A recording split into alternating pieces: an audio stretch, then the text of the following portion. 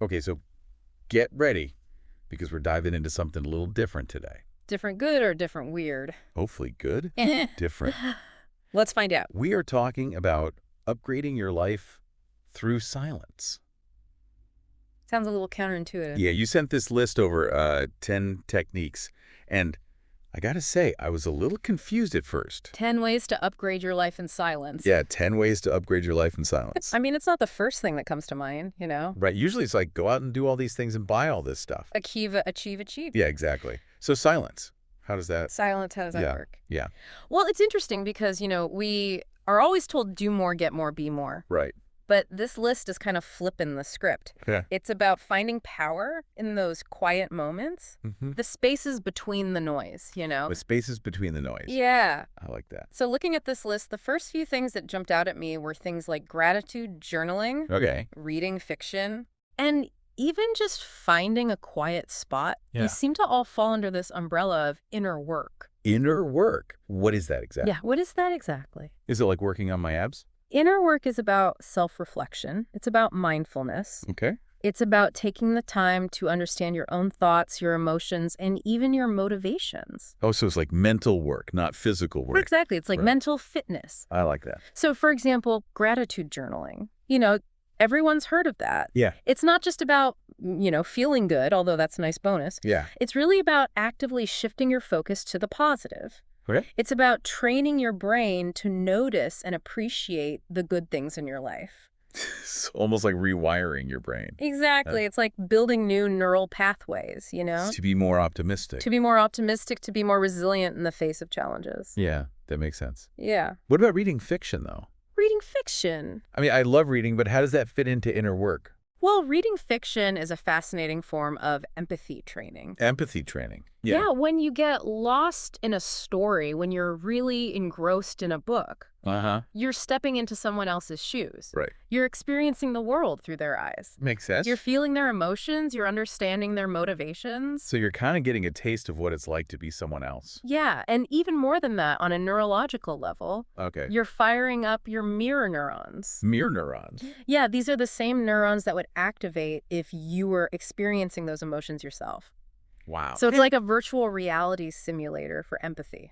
So the more I read, the better I am at understanding other people. Exactly. The more you read, the more you expose yourself to different perspectives, different ways of thinking, different ways of being. That's so cool. And that can make you a more compassionate, a more understanding person. Okay. Empathy check. Empathy check.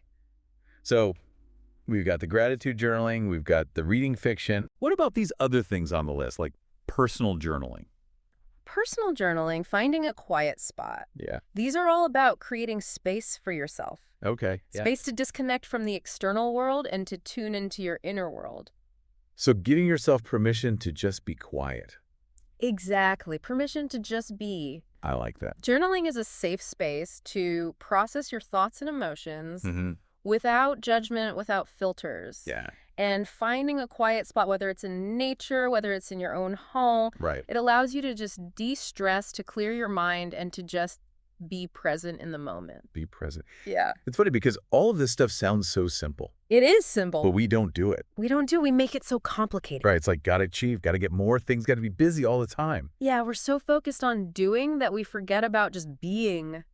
Okay, so we've talked about this inner work piece, Yeah. but then there's this other aspect that comes up in the list. Okay. Sleep and taking breaks, Ah. which seems to shift gears a little bit Yeah. more towards like the physical side of things. Right, more towards taking care of your body. Mm-hmm. But it's all connected. Our So- minds and our bodies are constantly influencing each other. Right. We know that. We all know that quality sleep is essential for physical health, Absolutely. but it's also crucial for cognitive function. Oh, tell me more. It's during those deep sleep cycles, particularly REM sleep, Okay. that our brains are working their magic, What kind of magic? consolidating memories, forming connections, boosting our creative problem-solving abilities. So you're telling me that when I have that aha moment in the shower, Uh-huh. it's because I got a good night's sleep.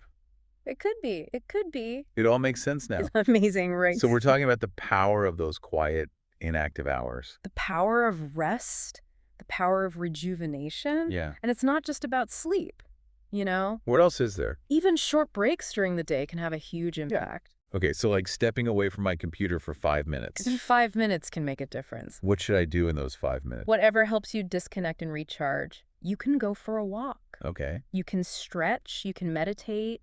You can simply sit in silence. Just be. Just be. Okay. It's about giving your mind a chance to reset. So it's like hitting the reset button on my brain. Exactly. Okay. Preventing burnout and keeping you sharp. Keeping me sharp. I like that. Yeah, and that brings us to the final theme on this list. Final theme hit me.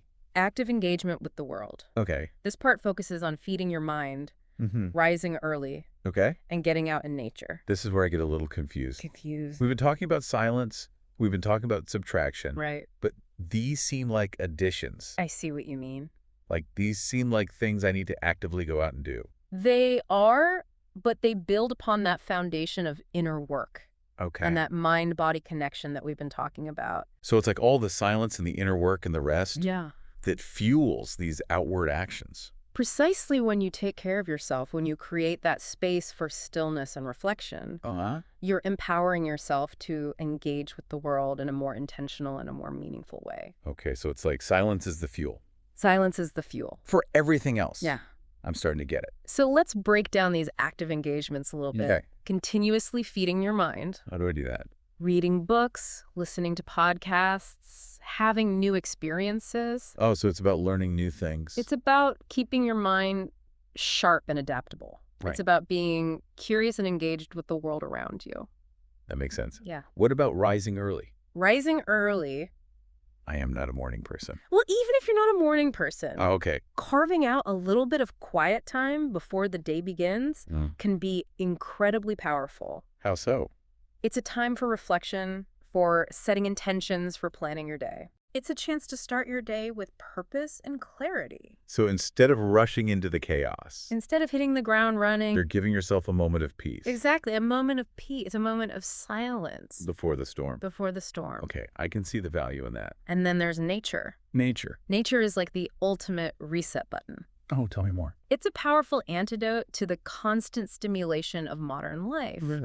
Being in nature, even for short periods, has been shown to reduce stress, improve mood, and boost cognitive function. So it's like a spa day for my brain. It's like a spa day for your brain, for your body, for your soul. Wow. Yeah, it's amazing what a little bit of nature can do. This is all tying together so beautifully. It is, right? Who knew silence could be so multifaceted? Right. It's not just about the absence of sound. It's about creating space for reflection, for connection, for growth. Exactly. This has been a really fascinating deep dive. It has. I gotta say, I was skeptical at first, but I'm starting to see the light. I'm glad to hear that. What about you of all these techniques? Is there one that really speaks to you?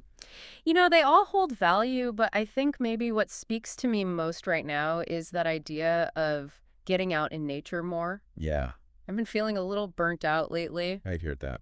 and I think a dose of fresh air and sunshine might be just what I need. Yeah, I think you're onto something. And for you listening, Yeah, what about you? what's your takeaway from all of this? What one small step are you going to experiment with this week? Let us know what you discover on your own deep dive. Into the power of silence. Exactly. We would love to hear from you. Until next time, Stay silent. and be well. I like that. Be well. Bye, everyone. Bye.